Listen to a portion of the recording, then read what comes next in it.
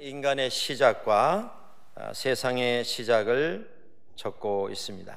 하나님께서 어떻게 이 세상을 시작을 하셨고 그 시작된 세상에 하나님께서는 어떻게 관여하시고 주장하시고 또 이끌어 가셨는가 하는 것을 보여줍니다.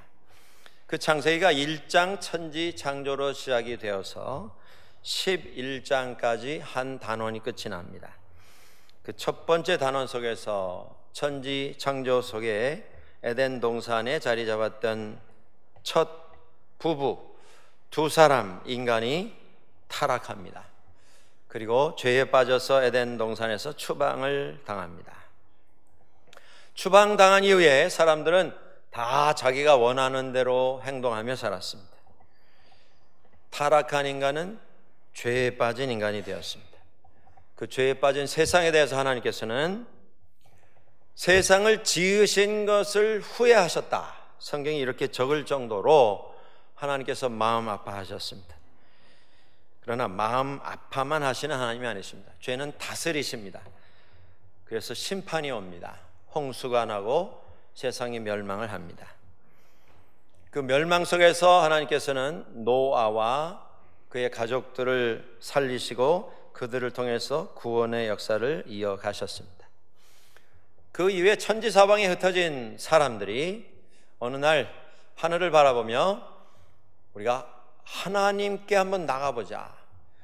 우리의 숫자, 우리의 실력, 우리의 규모, 우리가 가지고 있는 우리의 경험 다 살려서 탑을 쌓아 하나님이 계신 하늘에 한번 올라가 보자.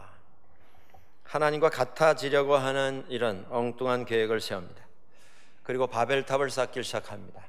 하나님께서 그 마음속에 교만을 가지고 그 마음속에 하나님에 대한 다스리심에 불순종하는 마음을 보시고 그들을 치셨습니다. 그리고 다 흩어지게 되었습니다. 그것이 창세기 1장부터 11장입니다. 그리고 오늘 우리가 찾아본 12장이 시작이 되는데 12장에서는 하나님께서 다 흩어놓으신 그 세상에 또 하나의 하나님께서 준비하신 가정을 세우시고 그를 통해서 그의 가정을 통해서 구원의 역사를 열어가시는 것이 소개가 됩니다. 거기 등장하는 사람이 아브라함입니다. 그는 갈대아 우르라고 하는 지역에 살고 있던 사람입니다. 12장 이후에 나타난 아브라함을 보고 성경은 믿음의 조상이다, 믿음의 시작이다, 근원이다 이렇게 이야기를 합니다. 그의 삶은 믿음 안에서 시작이 되었습니다. 그는 믿음의 조상이라고 하는 별명을 얻기에 합당한 삶을 살았습니다. 그러나 그런 삶을 시작하기 전 아브람이었을 때의 모습을 우리가 기억할 필요가 있습니다. 아브람은 갈대아 우르라고 하는 지역 사람이었습니다. 그는 그 시대에 아무 데서나 찾을 수 있는 평범한 보통 사람이었습니다. 그는 하나님을 모르고 살았었습니다. 유대인들의 전통적인 내려오는 설명에 의하면 아브라함의 조상들은 그 시대의 그 지역에서 섬기던 우상신, 그 우상을 조각해서 파는 일에 종사했던 그런 가정이었습니다. 그런 조상 밑에서 태어나고 교육을 받고 양육을 받으면서 살아온 사람이 아브라함이었습니다. 그런데 그가 믿음의 조상이 되었습니다. 75세 하나님께서 그를 부르셨습니다. 부름 받았을 때에 그는 성공적인 인생의 노년을 살아가고 있었던 사람입니다. 그는 열심히 일했습니다. 지혜롭게 일했습니다. 그 결과로 많은 재산을 소유하게 됐습니다. 종도 많이 있었고 재산도 많이 있었습니다. 그에게 남들이 가진 것 하나가 없다면 자식 없는 것 그것뿐이었습니다. 그러나 우리 민족의 속담 속에서도 이야기합니다마는 자식은 기쁨이기도 합니다마는 자식은 또 어려움의 원인이기도 합니다. 그렇게 생각한다면 아브라함과 사라는 자식 없이 다른 걱정하지 않아도 되는, 두 사람만 잘 유지를 하고 가꾸면 되는 그리고 그 모든 것을 다 뒷받침할 수 있는 조건을 갖추어 놓은 성공적인 인생의 소유자였습니다. 편안했습니다. 안전했습니다. 그리고 부유한 삶을 누릴 수 있었습니다. 그런데 하나님께서 어느 날 그를 찾아오신 것입니다. 노아가 나이 많았을 때에 그 전에 노아에 대해서는 아무 설명이 없다가 하나님께서 그를 선택하심으로 그가 성경에 등장했던 것과 마찬가지로 아브라함의 이전의 모습에 대해서 성경은 한 말씀 설명이 없습니다. 그런데 어느 날 하나님께서 그를 부르시면서 그가 믿음의 조상으로 새로운 삶을 시작하는 것을 볼 수가 있습니다. 어떻게 보면 아브라함은 그저 모든 사람들이 다 동경했던 안전하고 편안한 삶을 살았습니다마는 하나님이 보시는 입장에서는 아브라함은 인생을 산 것이 아니라 그냥 숨쉬고 목숨을 부지하는 연명을 했을 뿐입니다. 아브라함의 삶은 75세 하나님께서 그를 부르시는 순간부터 본격적인 인생이 시작이 된 것입니다. 여러분들, 이것이 차이점입니다. 우리가 다 살아갑니다마는 연명하는 삶을 살아갈 수 있다고 하는 것입니다. 내 생각에 나는 안전하고 나는 편안하고 내 여생을 다 뒷받침할 수 있는 모든 조건을 내가 다 완전하게 갖추어 놓았다 생각할 수 있으나 하나님께서 내 삶을 찾아주시고 내 삶에 새로운 도전을 깨닫게 해주시지 않는다면 내 삶은 그냥 시간의 연장일 뿐 어떻게 보면 인생이 시작되지도 않은 삶일 수 있다고 하는 것입니다. 아브라함을 부르셔서 완전히 다른 이전에 그가 꿈꾸지도 못했던 새로운 차원의 삶을 시작하게 해주신 하나님의 그 부르심은 수천 년 전 아브라함에게만 일어났던 사건이 아니라고 하는 것입니다. 하나님은 모든 믿음의 삶 속에 불러주신 사람들을 매일 새롭게 찾아오셔서 우리에게 믿음의 새로운 여정을 시작하실 것을 요구하십니다. 그렇습니다. 하나님께서 어제와는 다른 오늘과는 또 다른 차원의 내일의 신앙의 삶을 우리에게 요구를 하신다라고 하는 것입니다. 그러니까 우리가 믿음 안에서 하나님 음성에 귀를 기울이고 오늘 하나님이 준비하신 새로운 믿음의 삶을 살려고 노력을 할 수 있어야 하는 것입니다. 창세기 처음 11장 내용에 찾아볼 수 있는 것처럼 인간은 항상 죄악에 또 취미를 가지고 흥미를 가지고 거기 빠져들어가는 삶을 반복을 했습니다.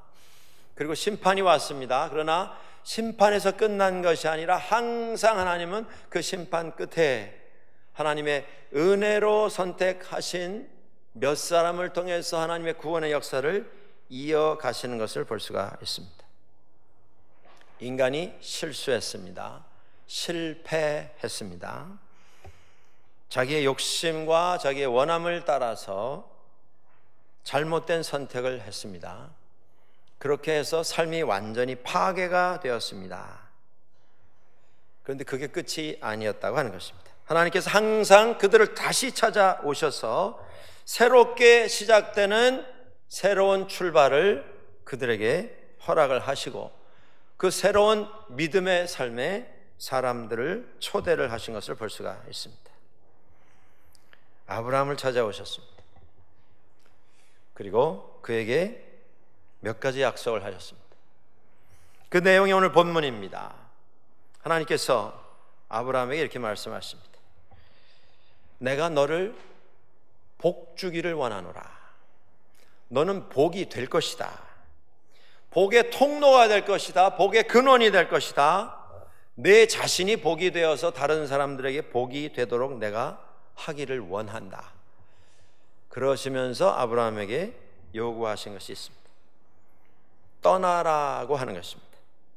내가 너로 큰 민족을 이루게 하겠다.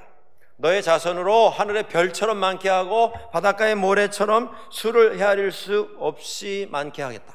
나라를 세우겠고 너를 통해서 민족을 일어나게 할 것이다. 그렇게 하려면 숫자만 많아서 되는 게 아니지 않습니까? 땅을 차지해서 그 땅에 나라가 세워지게 할 것이다. 그러면서 하나님께서는 아브라함에게 믿음을 요구를 하셨습니다. 여기에서 우리가 순서를 좀 잘 볼 필요가 있겠습니다. 하나님께서 아브라함이 감당할 수가 없는, 아브라함은 해놓은 게 아무것도 없습니다. 하나님 앞에서는. 그 시대에 아무 데서나 찾을 수 있는 노후를 지내고 있는 부유한 한 사람이었습니다. 그런데 그 똑같은 사람들 가운데 아브람에게 오셔서 그에게 요구하신 것입니다. 요구하시면서 하나님은 아브람에게 순종을 요청을 하셨습니다. 중요한 게 이것입니다. 하나님께서 떠나라 하신 이 요구가 충족이 될 때에 하나님이 약속하신 모든 복이 너에게 임하게 될 것이다. 이렇게 말씀을 하신 것입니다. 이게 순서입니다, 여러분들. 축복이 있기 전에 순종이 먼저입니다. 왜냐하면 순종은 축복으로 들어가는 길이기 때문입니다. 왜냐하면 순종은 축복의 문을 여는 열쇠가 되기 때문입니다. 우리 신앙생활하는 사람들이 이걸 잘 기억해야 합니다. 우리가 하나님 앞에 이런저런 기도를 드릴 수 있습니다. 이런저런 소원을 하나님 앞에 간구할 수 있습니다.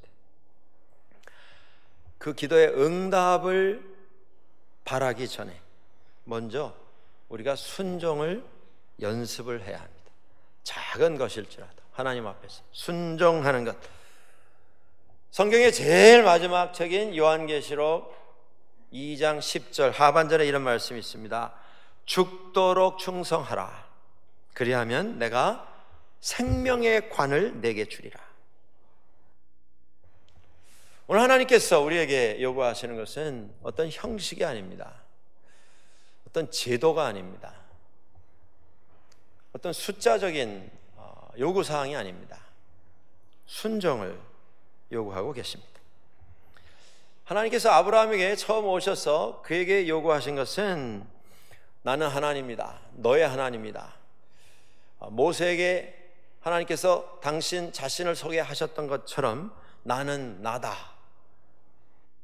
제호바, 여호와, 나는 스스로 있는 자다. 이렇게 말씀하신 것이 아니라 또 아브라함에게 내가 앞으로 순종을 할 때에 순종의 단계는 이러하고 믿음의 내용은 이러하고 복잡한 이론과 논리를 그에게 요구하셔서 그걸 다 완전히 습득을 한 다음에 그 다음에 내가 찾아오겠다 이렇게 말씀하신 게 아닙니다. 다른 거 요구하시지 아니하시고 그냥 믿어라 이렇게 시작을 하셨습니다. 우리 믿는 사람들이 서로에게 전도할 때도 이 부분을 좀 기억하는 지혜가 필요합니다. 어떤 분 전도할 때에 삼위일체 하나님, 성부, 성자, 성령 하나님, 그분이 누구이시냐 하면 성부는 누구이시고 어떻게 역사하시고 그걸 다 설명해서 완전히 이해가 된 다음에 그 다음에 예수 믿을 수 있다. 그렇게 해가지고 우리가 전도할 수가 없습니다.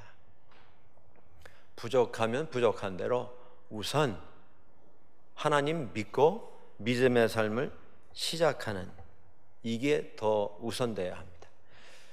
삶 속에 어떤 의미 있는 인생을 좀 살기를 원하는 분들이 우리 가운데 있다면, 우리 주변에 있다면 그 구도자들, 하나님의 도를, 하나님의 진리의 길을 찾는 그분들에게 교회 문턱이 자꾸 좀 낮아져야 합니다. 우선 하나님 앞에 들어와서 순종하는 삶을 시작하고 그 순종하는 삶 속에서 하나님을 배워가는 이런 단계가 있어야 한다라고 하는 것입니다.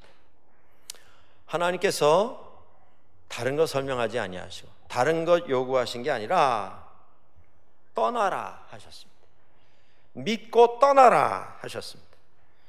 아브라함이 전혀 생각지도 못했던 이런 요구를 받은 것입니다.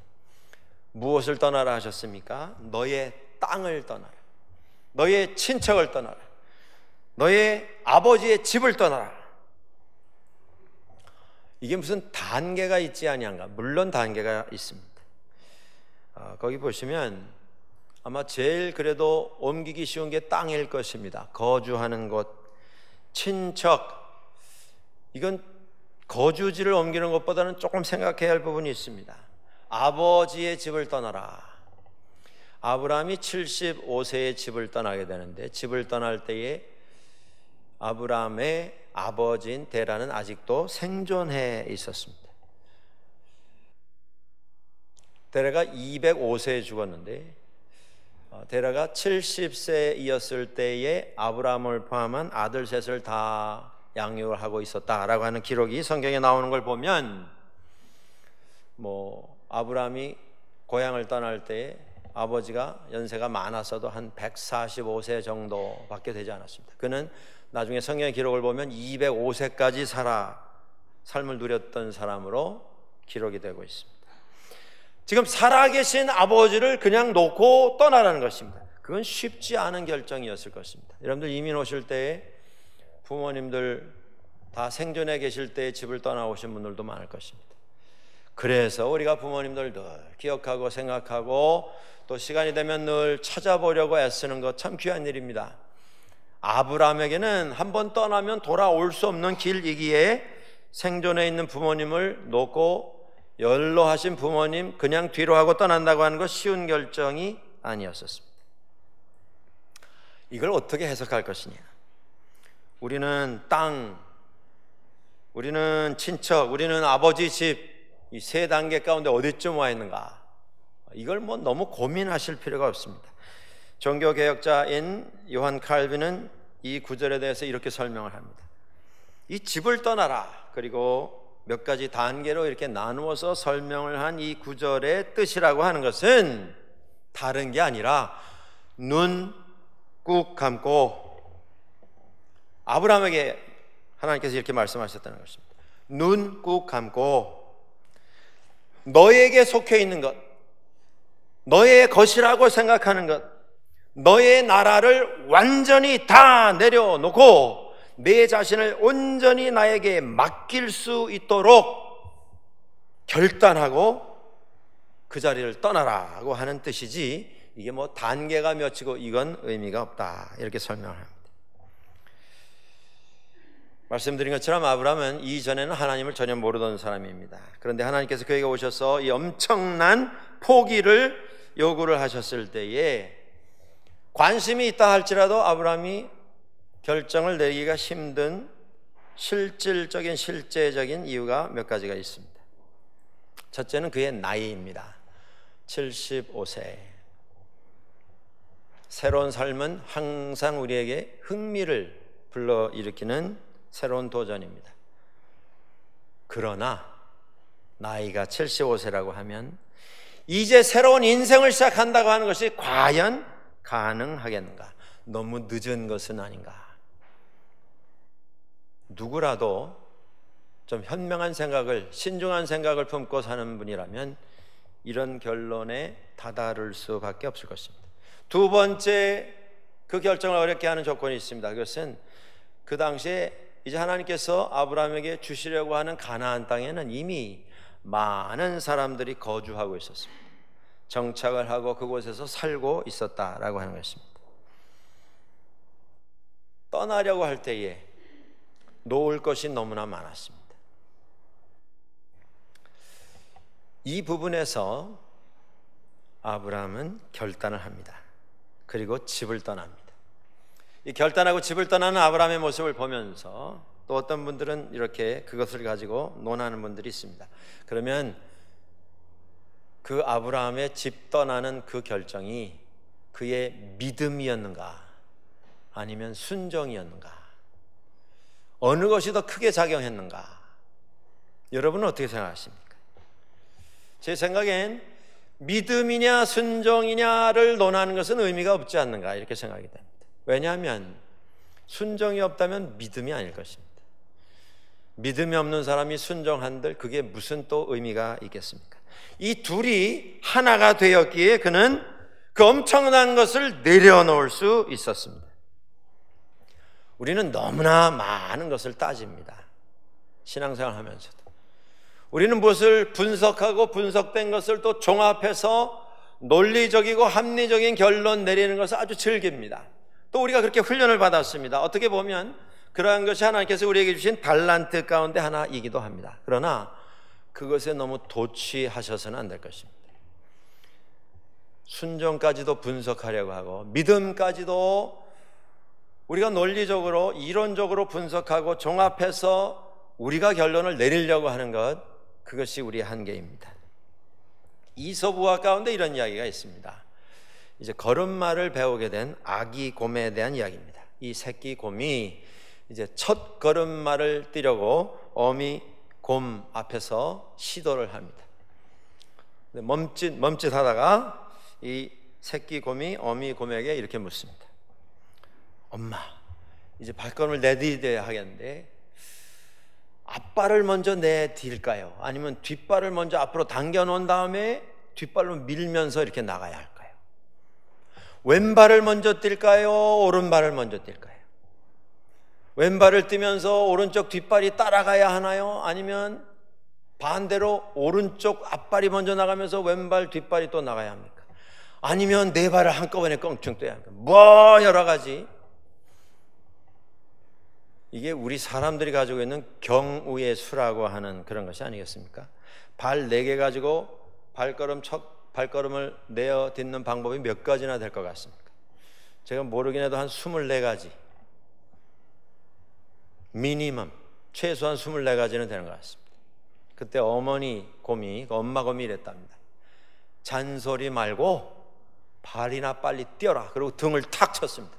그랬더니 앞으로 불썩 밀리면서 멀쩡하게 걷기를 시작했습니다. 우리는 믿음 안에서 너무나 많이 생각합니다. 너무나 많이 분석하고 종합하고 세웠다가 헐었다가 다시 세우고 다시 허무는 이런 일들을 반복을 합니다. 그러면서 그 자리에서 착각하는 게 있습니다. 그렇게 여러 번 세웠다가 허무는 이런 과정을 반복하면서 나는 아직 발걸음 한 걸음도 내어놓지 않았는데 그 과정을 여러 번 반복하면서 내가 이미 여러 번 발걸음을 내어 디딘 것으로 착각을 한다는 것입니다. 우리가 해야 할 일은 무엇입니까? 순종입니다. 순종. 이 말씀 앞에 우리는 항상 도전을 받습니다. 인생의 황혼기라고 하는 이런 연령대에 내가 들어와 있는데 지금 여기서 새로운 것을 무슨 파격적인 것을 시도한다는 것이 너무 무리가 아니겠는가. 괜히 내가 혼자 도취해서 내가 흥분해서 잘못 판단하는 것 아니겠는가. 우리가 늘 하는 말입니다마는 나이는 숫자에 불과합니다. 이건 우리가 요즘 건강이 점점 좋아지시면서 모든 분들이 장수의 삶을 누리시게 되면서 우리가 만들어낸 말이 아닙니다.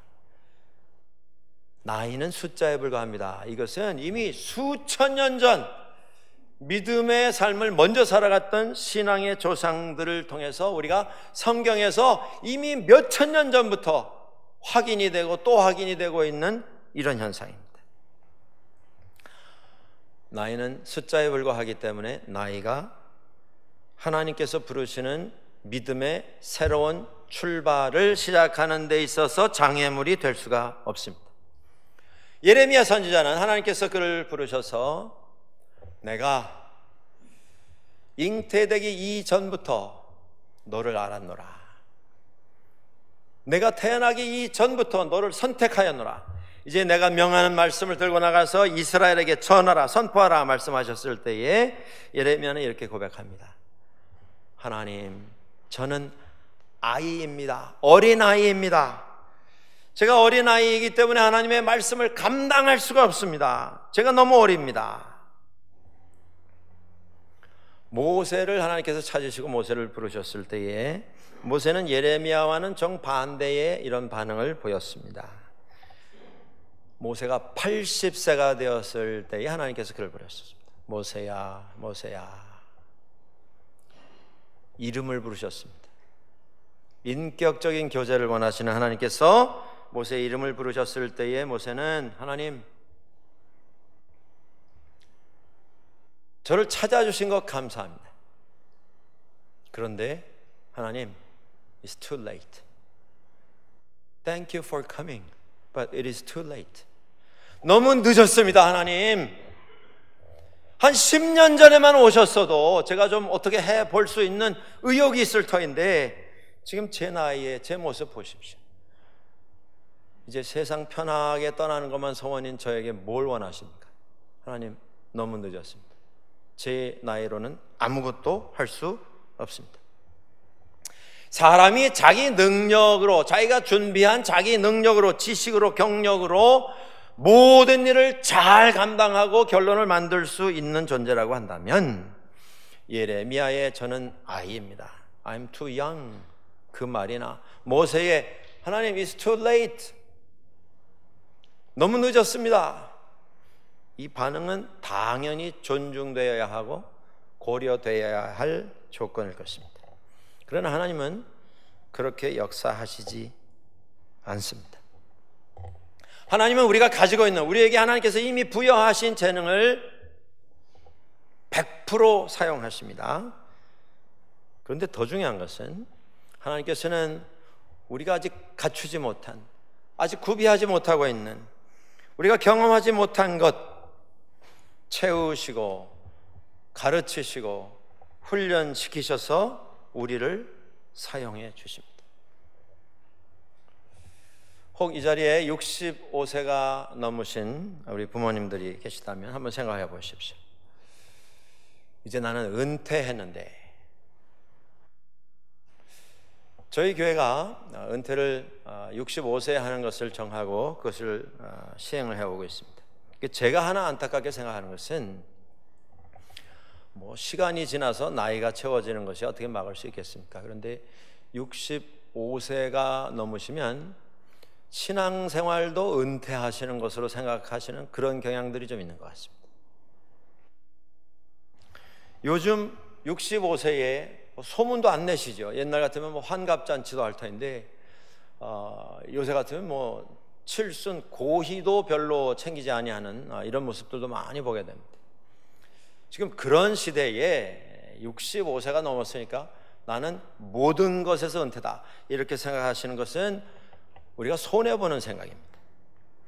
어떤 교회에 한 젊은 목사님이 새로 부임을 하시게 되었습니다. 그래서 신방을 하시게 되었다고 합니다. 신방을 실시를 하면서 그 교회에 연세가 제일 많으신 어른부터 찾아서 신방을 하기를 시작을 했습니다. 제일 연세가 많은 할머님 댁에 가셨어요. 이 젊은 목사님이 이제 신방을 하고 예배를 드리고 그리고 이제 덕담을 나누는 자리에서 이렇게 말씀하셨습니다. 할머님 너무 건강해 보이시고 너무 혈색도 좋으십니다. 그저 더도 말고 그냥 백수만 하십시오. 백수만. 그랬더니 할머님이 별로 얼굴이 그렇게 반가운 모습이 아니시더랍니다. 옆에 있는 권사님이 얼굴이 빨개지시더니 그 젊은 목사님 귀에다 대고 이렇게 말씀하셨답니다. 목사님, 저분이 올해 99세세요. 우리가 100세 시대다 이런 말씀 흔히 하지 않습니까? 지금 이 자리에 앉아 계신 여러분 중에도, 여러분 이건 제가 꾸며낸 말이 아니고 이건 과학자들이 전문적으로 이 분야에 연구를 하는 분들이 이미 결론으로 내려놓은 것입니다. 지금 70대, 80대를 지내고 계신 분들 가운데서도 평균 건강을 지니신 분들 가운데서도 백수 넘으실 분들이 굉장히 많아질 거라고 하는 겁니다. 백수 넘으면 이건 대단한 일 아닙니까? 무슨 동네 경사고 교회 경사고. 그런데 앞으로 지금 연세에 70, 80대를 지나고 계신 분들 가운데 앞으로 백수 하실 분들이 굉장히 많아지실 것이고 지금 젊은 분들은 말할 것도 없고요. 이런 시대에 우리가 살고 있습니다. 65세는 정말 청년이라고 하는 이런 생각을 하셔야 합니다. 백수 시대를 살아가고 있는, 100세 시대를 살아가고 있는 우리들에게 이 본문 말씀을 통해서 하나님께서 하시는 말씀이 무엇이냐 하면 떠날 준비를 하라는 것입니다. 이사 가라 그런 말씀이 아니라 내가 이제까지 살아오면서 아브라함처럼 내 삶이 이 정도면 안전하고 안정돼 있고 내 삶이 앞으로 몇 년이 지속이 되든지 그 남은 여생 동안 내가 원하는 건 누리면서 살 수 있다라고 생각하는 그 생각에서 떠나라는 것입니다. 나에게 익숙한 것을 좀 내려놓을 준비를 하라고 하는 것입니다. 편안하고 안락하고 안전한 삶, 그걸 좀 내려놓을 준비를 해라. 하나님께서 오늘 우리들에게 떠나라고 말씀하시면서 그것을 요구하고 계십니다. 지난 주일에 우리가 주말에 이동원 목사님 모셔서 귀한 신앙 부흥회를 가졌습니다. 이 목사님이 평생 섬기셨던 지구촌 교회는 표 같은 게 있습니다. 그게 뭐냐면 교회를 떠나라, 그겁니다. 교회를 떠나라, 교회 나오지 말라, 그런 얘기가 아닙니다. 지구촌 교회에서는 65세 지나신 분들에게 교회 밖에 있는 사역지에 나가서 섬길 것을 계속 요구를 하고 있습니다. 교회 중직자들 가운데 은퇴하신 분들이 있으면 선교 현장에 나가서 1년이든 2년이든 3년이든 본인 상황이 되는 시간 동안 섬기는 일을 계속 지속적으로 진행을 해오고 있습니다. 많은 분들이 현장에 나가서 선교 말은 많이 듣고 우리가 기도도 많이 했지만 현장을 보면서 새로운 것을 배워가지고 와서 선교에 대한 기도가 뜨거워지고 관심이 뜨거워지는 이런 유익들을 누리고 있습니다. 물론 모든 분들이 다 현장에 나갈 수는 없을 것입니다. 또 그렇게 할 필요도 없을 것입니다. 그렇지 않은 분들은 시내에 있는 이 세상에 있는 봉사기관에 나가서 일주일에 며칠을 정해서 그곳에서 봉사하시면서 섬김을 실천하는 일, 떠나라는 것입니다. 은퇴하셨는데 은퇴했기 때문에 내가 우리 교회에서 계속 은퇴한 사람으로서 인정을 받고 대접을 받고 대우를 받고 칭찬을 받고, 그게 은퇴자의 삶의 소망이고 꿈이 아니라 섬기는 것이 꿈이 되도록 떠나라는 것입니다. 오늘 아브라함에게 있어서 그는 마땅히 평생을 통해서 노력해 온 삶의 결과를 통해서 좀 여유 있는 여생을 누릴 만한 자격이 있는 사람입니다. 하나님께서 그에게 거기 앉아서 삶을 누리려고 하지 말고 믿음의 새로운 시작을 한번 시도해 보아라, 집을 떠나라, 이렇게 말씀을 하신 것입니다. 저희 교회가 매년 단기 선교 여행을 계획을 하고 진행을 해오고 있습니다. 그동안도 은퇴하신 분들 가운데 많은 분들이 동참을 해 주셨습니다. 저는 앞으로 우리 교회가 은퇴하신 분들 가운데 더 많은 분들이 이 단기 선교 여행에 동참하셔야 한다, 이렇게 확신을 합니다. 여러분들 자신의 유익을 위해서 섬김의 자리로 나가시는 것입니다. 그곳에 가서 내가 무슨 기술이 있는 것도 아니고 몸도 불편한데 뭘 할 수 있겠는가, 뭘 하기 위해서 가는 것이 아니라 섬기러 가는 것입니다. 배우러 가는 것입니다. 그리고 거기 가서 현장을 섬기고 있는 젊은 분들이 더 많이 배우고 더 많은 훈련을 받을 수 있도록 돕는, 젊은이들을 키우는 역할을 60, 70, 80대에 들어가신 부모님들 세대에서 감당을 해 주셔야 합니다. 젊은 사람들 격려해 주시고 그들이 뭔가를 좀 할 수 있도록 위에서 기도해 주시고 후원해 주시고 헌금해 주시고 칭찬해 주시는 그 역할을 감당을 해 주셔야 합니다. 아멘으로 하나님께서 떠나라 하신 그 말씀이 뜻이 어디를 싸들고 이사 가라 그런 뜻이 아니라 내가 편한 것, 내가 익숙한 것, 그걸 좀 포기할 수 있는 마음을 가지라고 하는 것, 이 말씀인 것을 알고 우리가 순종해야 합니다. 순종하는 사람이 믿음의 새로운 시작을 매일 체험할 수 있을 줄 믿습니다. 하나님은 그걸 원하십니다. 우리 모두에게 연령과 관계없이 어제와는 다른 오늘, 오늘과는 다른 차원의 믿음의 삶을 시도할 것을 하나님께서는 요구하고 계십니다. 떠나라 하셨습니다. 떠나면 내가 너의 후손을 통해서 위대한 민족을 이룰 것이다. 또 약속을 하셨습니다. 너에게 복을 주겠다. 너의 이름을 크게 하겠노라. 너를 축복하는 자에게 내가 축복하겠고 너를 저주하는 자에게는 내가 저주할 것이다. 너는 복이 될 것이다 말씀을 하셨습니다.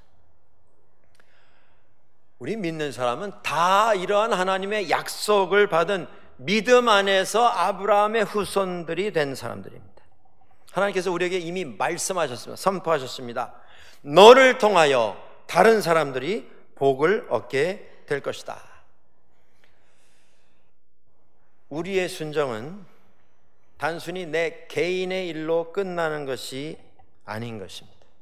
다른 사람들에게도 영향을 미치게 될 위대한 선택인 것입니다. 믿는 사람이 하나님께로부터 받은 복이라고 하는 것은 개인적인 소유의 차원을 넘어서야 합니다. 하나님께서 우리에게 부으신 축복은 내 개인의 소유가 아닌 것입니다. 여러분, 성령께서 우리에게 주신 성령의 은사, 그것을 어떻게 내가 가만히 품고 나만 위로받으면서 나만 좋아하면서 그렇게 살 수가 있겠습니까? 성령의 은사를 받은 사람은 그 은사를 통해서 남을 섬김으로 남을 기쁘게 해주는 일이 이어져야 되지 않겠습니까? 우리에게 주신 하나님의 복이 그러한 것이 될 수 있어야 합니다. 내게 허락해 주신 그것이 시간이든 건강이든 재능이든 지식이든 어떤 기술이든 재물, 물질이든 그것을 통해서 다른 사람들을 세우고 돕고 격려하는 일에 사용이 될 수 있도록 축복의 통로가 되어야 하는 것입니다. 우리 믿는 사람들이 다 이런 은혜를 받은 사람들입니다. 그래서 이 자리에 와 있는 것 아닙니까? 우리가 서로에게 좀 복이 되어야 합니다. 여러분들, 복의 통로가 되어야 합니다. 서로 격려하고 위로하고 칭찬하고 축복하고 좀 자랑하고 좋은 소문을 내주는, 그래서 우리가 서로에게 복을 베풀어 줄 수 있는 이런 관계, 이런 나눔이 우리 가운데 있어야 합니다. 세상 사람들이 우리 때문에 하나님의 은혜가 무엇인가 라고 하는 것을 좀 맛볼 수 있도록 우리가 역할을 감당을 해야 합니다. 믿는 사람들이 많으면 많아질수록 의견이 많아져서 여러 가지 복잡한 논란만 생기는 게 아니라 이 세상에 믿는 사람이 많아지면 많아질수록 세상이 정말 살만한 것, 살 재미가 있는 것, 이런 곳으로 변화될 수 있어야 합니다. 왜냐하면 내가 복의 통로가 되어야 하기 때문에 그렇습니다. 그렇게 하려면 하나님의 은혜가 필요합니다. 하나님의 복이 내게 먼저 임하시는 그런 삶을 살아야 합니다. 그런 삶이 어떻게 가능합니까? 순종이라고 하는 것입니다. 순종. 하나님께서 아브라함을 부르셨을 때에 그가 집을 떠났습니다. 믿고 순종하여 떠났습니다. 그러나 믿고 순종하여 떠났다고 해서 그 다음날 땅이 확보되고 그 다음날 자손이 하늘의 별처럼 바다의 모래처럼 많아진 게 아닙니다. 오랜 기간을 그는 기다려야 했습니다. 믿고 신뢰하며 순종했습니다. 하나님은 그의 순종을 그의 믿음으로 보시고 하늘문을 여셔서 그에게 은혜와 복을 내려 주셨습니다. 이 시대를 살아가는 우리들이 우리 자손들에게 할 수 있는 최고의 것, 최선의 선물이 있다면 무엇이겠습니까? 안전하고 안락하고 풍요한 삶을 확보하는 것이 아닙니다. 아브라함처럼 우리도 순종함으로 우리 자손들을 축복할 수 있습니다. 9월이 시작된 이 시점에 우리가 한번 스스로에게 묻고 대답할 수 있기를 원합니다. 나는 내 후손들을 위해서 어떤 믿음의 삶을 살고 있는가? 우리가 함께 순종하여 하나님 예비하신 믿음의 여정을 소유할 수 있게 되기를 주의 이름으로 간절히 축원합니다. 기도하겠습니다.